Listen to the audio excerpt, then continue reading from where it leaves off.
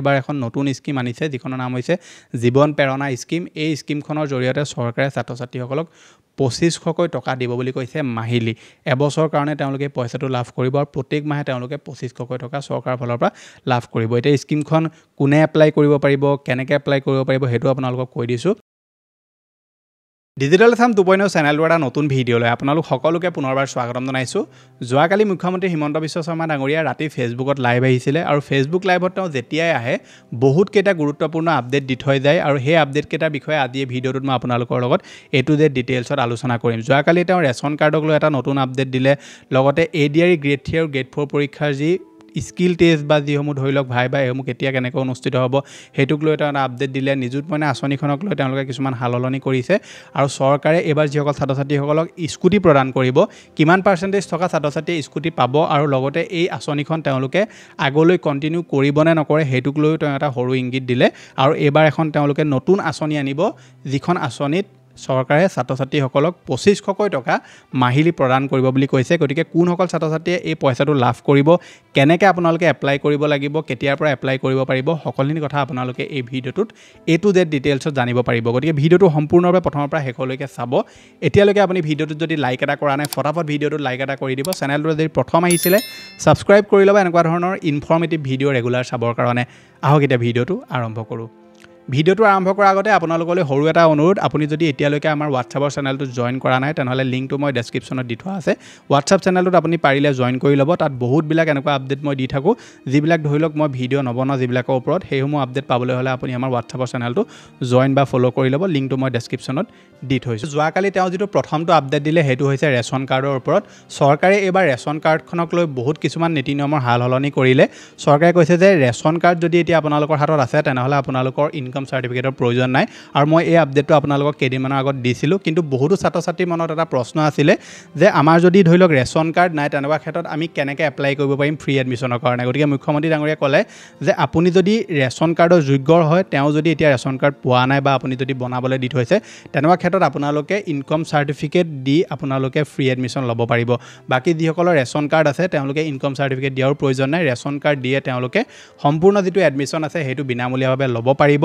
তাত আকৌ কোনো ধৰণৰ তেওঁলোকে পইচা দিয়াৰ প্ৰয়োজন নাই। আৰু যিসকল ছাত্ৰ-ছাত্ৰী ধৰি লওক দুখীয়া ঘৰৰ হয় কিন্তু তেওঁলোকৰ হাতত ৰেচন কাৰ্ড নাই তেনেকুৱা ক্ষেত্ৰত তেওঁলোকে ইনকাম চাৰ্টিফিকেটখন উলিয়াই মেলি সেইখন তেওঁলোকে ছাবমিট কৰিব লাগিব। তেতিয়া যিটো ফ্ৰী এডমিশ্যন সেইটো তেওঁলোকে লাভ কৰিব বুলি কৈছে। লগতে ৰেচন কাৰ্ডক লৈ মই এটা ডিটেইলছত ভিডিঅ' বনাই থোৱা আছে যে ৰেচন কাৰ্ডক লৈ চৰকাৰে এবাৰ কি নতুন আপডেট আনিলে আৰু ৰেচন কাৰ্ড থাকিলে আপোনালোকে কি লাভ পাব সেইটো ভিডিঅ' আপোনালোকে চাব বিচাৰিলে মই এই ভিডিঅ'টোৰ শেষত দি দিম স্ক্ৰীণত, আপোনালোকে চাই ল'ব।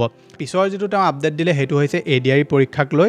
ADRE তৃতীয় বৰ্গৰ কম্পিউটাৰ পৰীক্ষা, গাড়ী চালকৰ গাড়ী চালনা পৰীক্ষা, ষ্টেন'গ্ৰাফাৰ ষ্টেনৰ ব্যৱসায়িক পৰীক্ষা আৰু ইলেক্ট্ৰিচিয়ানৰ দক্ষতা পৰীক্ষা অহা 15 জুনৰ পৰা আৰম্ভ হ'ব বুলি কৈছে। এমাহৰ ভিতৰত এই পৰীক্ষাসমূহ সম্পূৰ্ণ হ'ব। সেইদৰে চতুৰ্থ বৰ্গৰ প্ৰাৰ্থীসকলৰ মৌখিক পৰীক্ষাও অহা 15 জুনৰ পৰা আৰম্ভ হ'ব আৰু এমাহৰ ভিতৰত সম্পূৰ্ণ হ'ব বুলি মুখ্যমন্ত্ৰী ডাঙৰীয়াই কৈছে। গতিকে আপোনালোকে আৰু যিসমূহ চিলেবাছ আছে সেই চিলেবাছসমূহ আপোনালোকে ইউটিউবতো পাই যাব। ইউটিউবত বহুতো এনেকুৱা চেনেল আছে যিবিলাকত ভালকৈ এই টপিকবিলাকৰ ওপৰত ডিটেইলছত তেওঁলোকে আলোচনা কৰে। সেইসমূহ আপোনালোকে ভিডিঅ' চাব আৰু ভালকৈ আপোনালোকে টেষ্টসমূহৰ কাৰণে প্ৰিপেয়াৰ কৰিব। বহুতো ছাত্ৰ-ছাত্ৰীয়ে ভাবিব যে ইজিলি পাছ কৰি যাম, তেনেকুৱা নহয়। কম্পিটিশ্যন যিহেতু এইবাৰ বহুত টাফ হ'ব, সেইকাৰণে আপোনালোকে এতিয়াৰ পৰা ভালকৈ প্ৰিপেয়াৰ কৰক। নিশ্চয় আপুনি আগৰ পৰা প্ৰিপেয়াৰ কৰিয়ে আছে বাৰু, কিন্তু এতিয়া যিহেতু ডেটো দি দিলে, এই কেইদিনমান সময় আছে আপোনালোকৰ হাতত, এইকেইদিন আৰু ভালকৈ আপুনি প্ৰিপেয়াৰ কৰক। টাইপিং স্পীড বঢ়াওক। আপুনি যদি কম্পিউটাৰ স্কিল টেষ্ট দিব টাইপিং স্পীড বঢ়াওক আৰু কম্পিউটাৰ সৰু সৰু কিছুমান নলেজো আপোনালোকে লৈ ৰাখক যাতে এইবিলাকে আপোনালোকক পিছলৈ বেনিফিট দিয়ে। তাৰ পিছৰ যিটো তেওঁ আপডেট দিলে সেইটো হৈছে নিযুত মইনা আঁচনিখনক লৈ। চৰকাৰে কৈছে যে যিসকল ছাত্ৰ-ছাত্ৰীয়ে এইবাৰ প্ৰথম বৰ্ষত নাম লগাব, লাগিলে হায়াৰ ছেকেণ্ডেৰী ফাৰ্ষ্ট ইয়েৰতে হওক বা ডিগ্ৰী ফাৰ্ষ্ট ইয়েৰতে হওক বা ধৰি লওক স্নাতকৰ ফাৰ্ষ্ট ইয়েৰতে হওক, তেওঁলোকক চৰকাৰে নিযুত মইনা আঁচনিৰ যিটো সুবিধা সেইটো দিব বুলি কৈছে। আৰু যিসকল ছাত্ৰ-ছাত্ৰীয়ে ধৰি লওক ফাৰ্ষ্ট ইয়েৰ বা ছেকেণ্ড ইয়েৰলৈ পাব, যদি তেওঁলোকে পঢ়ি আছে বা পঢ়িব তেনেকুৱা ক্ষেত্ৰতো তেওঁলোকে নিযুত মইনা আঁচনিৰ যিটো সুবিধা সেইটো লাভ কৰিব বুলি কৈছে। পত্ৰ তেওঁলোকৰ সম্পূৰ্ণ হৈ গ'ল। সোনকালে এই পত্ৰসমূহ আপোনালোকে কলেজত লাভ কৰিব।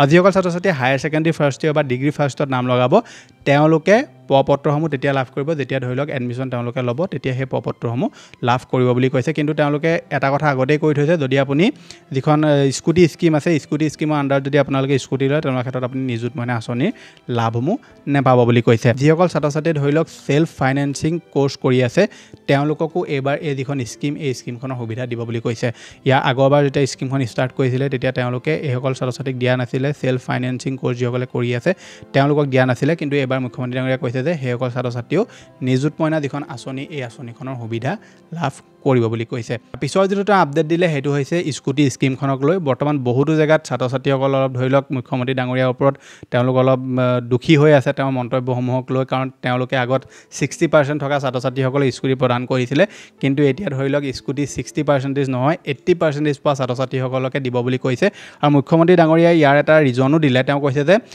স্কুটি স্কিমখন আৰু যিখন আমাৰ নিযুত মইনা স্কিম এই দুইখন স্কিম তেওঁলোকে একেলগতে কণ্টিনিউ কৰিব পৰা তেওঁলোকৰ ওচৰত বৰ্তমান কেপাচিটি ইমান নাই সেইকাৰণে তেওঁলোকে ছাডেনলি এই যিখন স্কিম আছে মানে স্কুটি স্কিমখন এইখন তেওঁলোকে বন্ধ কৰি দিব বিচৰা নাই সেইকাৰণে এবাৰ 80% থকা ছাত্ৰ ছাত্ৰীসকলকে এই স্কুটিখন প্ৰদান কৰিব বুলি কৈছে এই সময়মতে আপোনালোকে এই স্কুটি স্কিমখন অহা বছৰ পৰা নেদেখিবও পাৰে বা অহা বছৰ বন্ধ নকৰিলেও যদি চৰকাৰ থাকে তেওঁলোকৰ অহা বছৰ ইলেকশ্যনত তাৰ পিছৰ বছৰ পৰা নিশ্চয় তেওঁলোকে এখন বন্ধ কৰিব পাৰে কাৰণ বৰ্তমান যেনেকৈ ক'লে যে দুখন স্কিম কণ্টিনিউ কৰিব পৰা তেওঁলোকৰ হাতত ইমান কেপাচিটি নাই সেইকাৰণে তেওঁলোকে 80% থকা ছাত্ৰ ছাত্ৰীসকলকহে এই স্কিমখন বৰ্তমান দিব আৰু বাকী যিসকল ছাত্ৰ ছাত্ৰী থাকিব তেওঁলোকে নিযুত মইনা আঁচনিখনৰ যিটো সুবিধা সেইটো লাভ কৰিব বুলি কৈছে পিছৰ যিটো আপডেট দিলে মুখ্যমন্ত্ৰী ডাঙৰীয়া সেইটো হৈছে চৰকাৰে এবাৰ এখন নতুন স্কিম আনিছে যিখনৰ নাম হৈছে জীৱন প্ৰেৰণা স্কিম এই স্কিমখনৰ জৰিয়তে চৰকাৰে ছাত্ৰ ছাত্ৰীসকলক 2500কৈ টকা দিব বুলি কৈছে মাহিলী এবছৰৰ কাৰণে তেওঁলোকে পইচাটো লাভ কৰিব আৰু প্ৰত্যেক মাহে তেওঁলোকে 2500কৈ টকা চৰকাৰৰ ফালৰ পৰা